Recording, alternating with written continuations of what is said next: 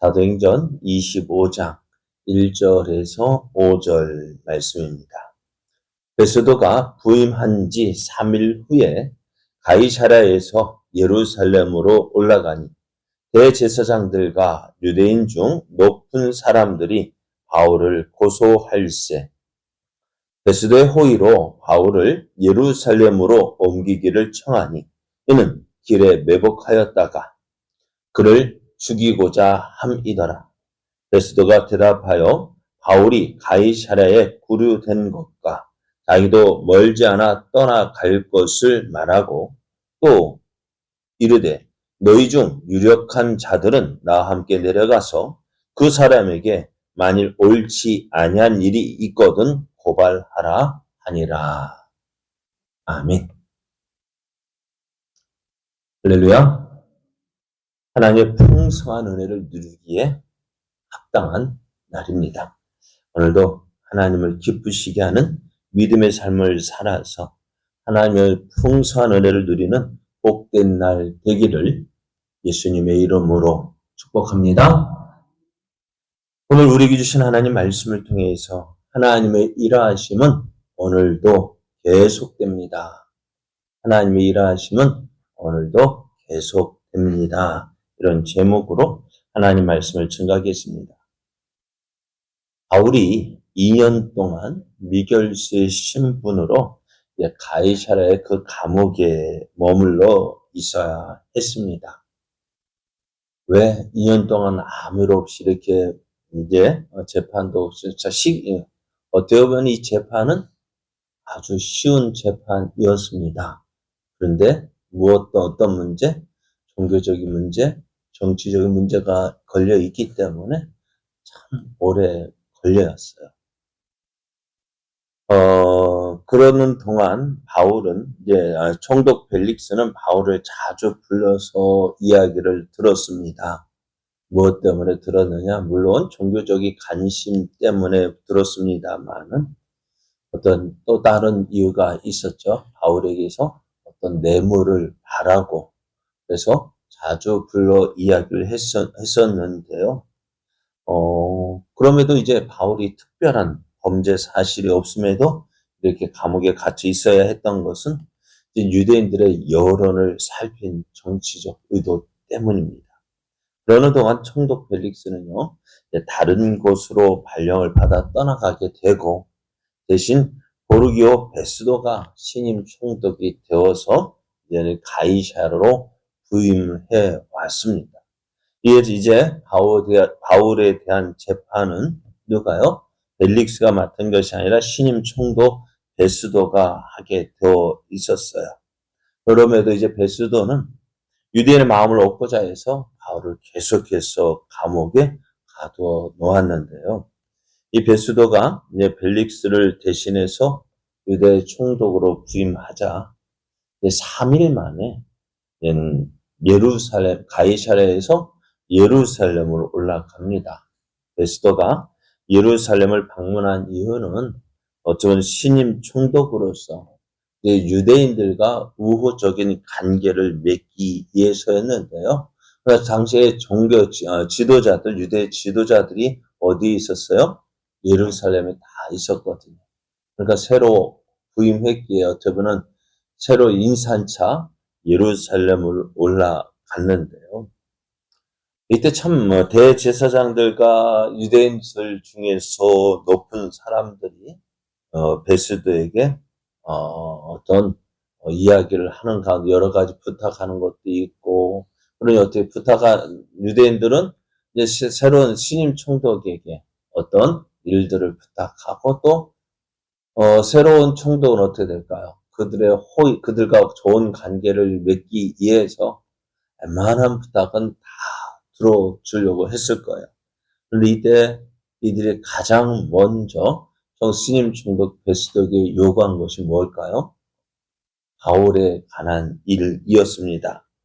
이들은 베스도가 같이 임해서 예루살렘을 방문한 이 시기를 놓치지 않고 자신들의 최대 현안인 이 바울에 대한 문제를 처리해 줄 것을 요구합니다.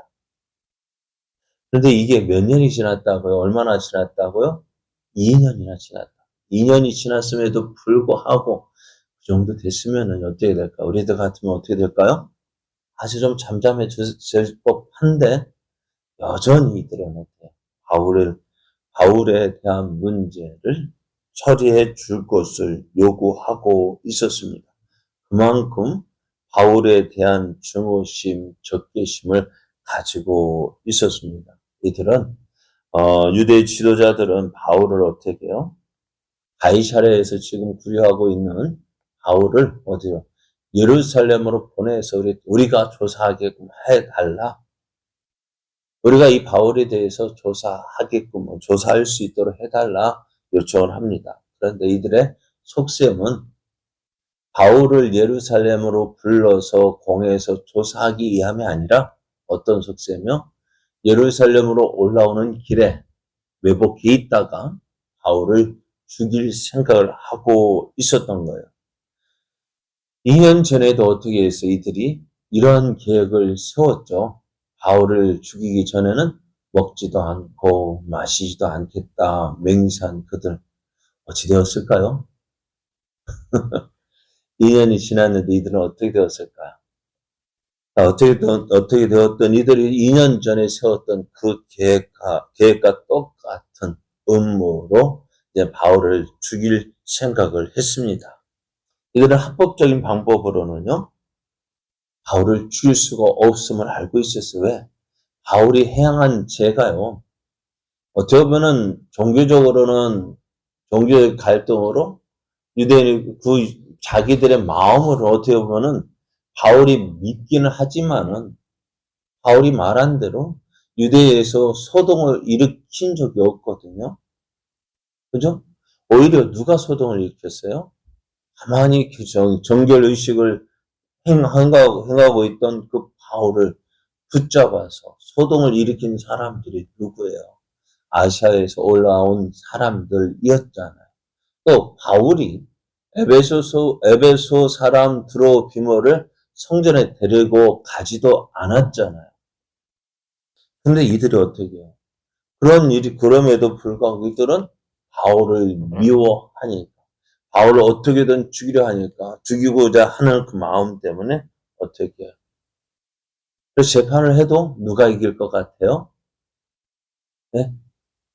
바울이 이길 것 같아요. 사실 또 어제 말씀드린 대로 26장에 보면은 바울에게는 바울에게는 죄를 찾지 못했다라고 판결이 나오잖아요. 그런데 이들은 어떻게 되었죠? 그럼에도 이들은 바울을 죽이려고 합니다. 바울에 대한 이들의 집념은 지려했습니다. 그리고 전혀 양심적이지 않습니다. 이들은 수단 방법을 가리지 않고 바울을 죽여야겠다라는 생각뿐이었습니다. 그렇다면 이때 베스도는 어떠해야 됐을까요? 신임 총독으로서 유대 종교 지도자들과 좋은 관계를 맺으려고 하는 그 베스도, 우리 생각에는 그까지 죄인 하나? 그렇지 않아요.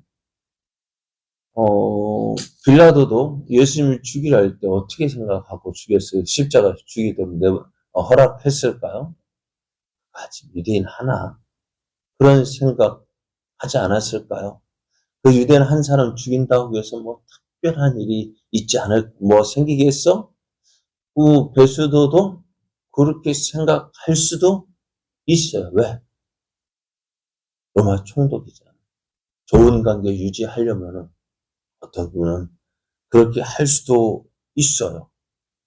그러니 그들의 요청을 거부할 수가 없었어요. 또 그렇다고 해서 이러한 그들의 주장 들어줄 수가 또 없었어요. 왜요? 바울은 로마 시민이에요.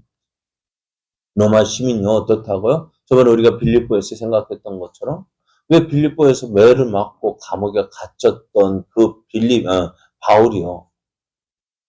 왜 큰 소리를 칠 수 있었던 이유가 무엇일까? 로마인이기 때문에. 로마 시민은 어떻다고요? 재판을 받은 후에, 재판하지 않, 죄도 정하지 않고서 어때요? 감옥에 매를 때릴 수도 없고, 감옥에 가둘 수도 없다. 그래서 바울이 천부장 루이스의 천부장에게도 어때요? 예루살렘의 천부장에게도 큰 소리 칠 수 있었던 이유가 뭡니까? 로마인인 나를 죄도 정하지 않고 자신을 잡아 어떻게 해요? 자신을 묻고 채찍질 하려고 했긴 그것 때문에 어떻게 해요? 큰 소리 쳤죠. 그래요. 로마인인 바울을 어떻게 함부로 대할 수가 없었던 거예요. 이 베스도 입장에서 난처했을 거예요. 유대인들, 유대 종교 지도자들과 어떻게 좋은 관계 유지하기 위해서는 어떻게 보면 그들의 요청을 들어줘야 합니다만은, 그러나 어떻다? 바울이 하필이면은 로마 시민. 그러니 어떻다? 죄도 없는 사람을 로마 시민 죄도 정하지 않고 그렇게 할 수 없다는 것입니다. 그래서 베스도는 자신이 얼마 후에 이제 가이사라로 내려갈 것인데, 그때 유대인 중에서 유력한 사람 나와 함께 내려가서 바울을 고발해라. 그러면은 그곳에서 어떻다고요? 내가 재판을 하겠다라고 이야기합니다. 그리고 2년이 넘도록 끝나지 않은 바울의 재판. 새로운 총독이 부임하도 쉽게 끝날 것 같지 않았습니다. 이런 답답한 상황, 바울은 어땠을까요? 바울도 참 답답했을 것 같아요. 어떻게 보면 별거 아닌 이 일이 이렇게까지 이렇게 오랫동안 질질 끌어야 되느냐 하는 것이었습니다. 그렇습니다. 모든 것 답답해 보일 때 참 그래 속은 부글부글 끓죠. 정말 바울도 답답했을 것 같아요. 그런데 그러한 때에도 어떻다고 하나님은 기다리고 일하고 계시는 거예요. 하나님 아무것도 하지 않는 것 같지만은 그러한 상황에서도 하나님은 하나님의 뜻을 이루어 가고 계신다는 사실입니다. 하나님이 일하시면요, 우리가 보면은 아무것도 보이지 않을 수 있어요. 아무것도 나타내지 않을 수가 있어요. 우리가 그러잖아요. 물에서 수영하고 있는 오리들 어떻다고요? 겉으로 볼 때는 아무것도 하지 않는 것 같죠. 그러나 물속에서는 어떨까요? 쉼없이 그 발을 젓고 있다는 사실입니다. 그래 오늘 하나님의 일하심은 우리에게 눈에 띄게 나타나지 않을 수가 있습니다. 그러나 어떻다고요? 하나님은 지금도 일하고 계신다는 사실입니다. 어떻게요? 하나님의 뜻 이루기 위해서요. 하나님의 뜻을 이루기 위해서 오늘도 일하고 계시는데요. 참 누가 답답한 우리가 어떻게 해요? 그걸 기다리지 못하고 누구 생각대로요? 내 생각대로 일하는 것이 문제입니다. 하나님 일하심을 믿는다면은 그 하나님이 일하실 때까지 어떻게 참고 기다려야 하는데 오늘 우리가 그것이 참 부족한 것 같아요. 그래서 성령의 9가지 열매 가운데 오래 참음이 있고요. 절제도 있어요. 그죠? 하나님이 뜻을 이루기 위해서 어떻게 해요? 하나님이 일하고 계심을 믿는다면 오래 참아야 돼요. 절제해야 돼요. 그래야 할 때 어때요? 하나님의 일하심이 나를 통해서 이루어질 때 하나님의 영광이 나타나게 되는 것입니다. 오늘 하나님의 일하심, 오늘도 우리 하나님은 일하고 계십니다. 무엇을 위해서요? 하나님의 뜻 이루기 위해서요. 나는 이거 하고 싶은데 답답해 할 것이 아니라 우리는 어떻게 해요? 기다리는 거예요. 왜? 하나님께서 가장 좋은 때 하나님의 뜻을 이루어 주실 것을 믿고요. 조금씩 기다리다 보면은 답답하지만은 그래도 하나님의 뜻은 이루어 가고 있다는 사실입니다. 하나님, 내 뜻대로 되지 않는다 해서 내가 절망하거나 낙심하거나 또 내 하고 싶은 대로 하는 것이 아니라 하나님의 뜻이 온전히 이루어지게 하여 주옵소서. 내가 그 하나님의 일하심을 믿고 오늘도 참고 인내하고 기다릴 수 있는 그 여유로운 마음도 주셔서 나를 통해서 우리를 통해서 이루시고자 하신 하나님의 뜻이 온전히 이루어지는 그 은혜 누리게 하여 주옵소서. 위해서 기도하며 또한 그렇게 살아가는 우리들 되어지기를 예수님의 이름으로 축복합니다.